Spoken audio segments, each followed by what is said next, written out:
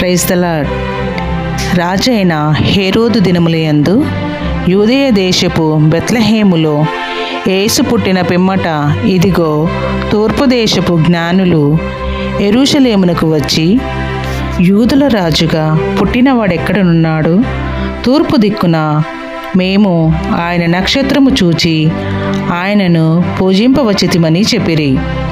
హేరోదు రాజు ఈ సంగతి వినినప్పుడు అతడును అతనితో కూడా యెరూషలేము వారందరూ కలవరపడిరి.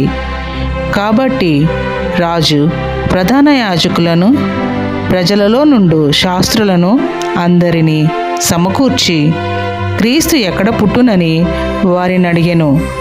అందుకు వారు, యూదయ బెత్లెహేములోనే ఏలైనగా యూదయ దేశపు బెత్లెహేమా, నీవు యూదా ప్రధానులలో ఎంత మాత్రమును అల్పమైన దానవు కావు.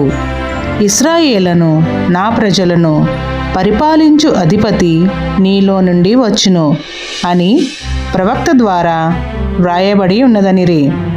అంతటా హేరోదు ఆ జ్ఞానులను రహస్యముగా పిలిపించి ఆ నక్షత్రము కనబడిన కాలము వారి చేత పరిష్కారముగా తెలుసుకొని, మీరు వెళ్ళి ఆ శిశువు విషయమై జాగ్రత్తగా విచారించి తెలుసుకొనగానే నేనును వచ్చి ఆయనను పూజించినట్లు నాకు వర్తమానము తెండని చెప్పి వారిని బెత్లెహేమునకు పంపెను.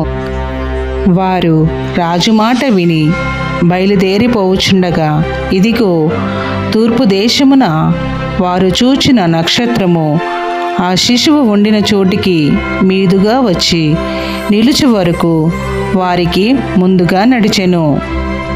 వారు ఆ నక్షత్రమును చూచి అత్యానందభరితులై ఇంటిలోనికి వచ్చి తల్లి అయిన మరియను ఆ శిశువును చూచి సాగిలపడి ఆయనను పూజించి తమ పెట్టెలు విప్పి బంగారమును సాంబ్రాణిని బోలమును కానుకలుగా ఆయనకు సమర్పించిరి.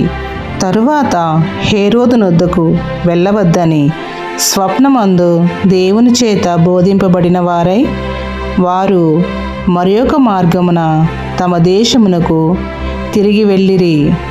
Praise the lord. అందరికీ హ్యాపీ క్రిస్మస్.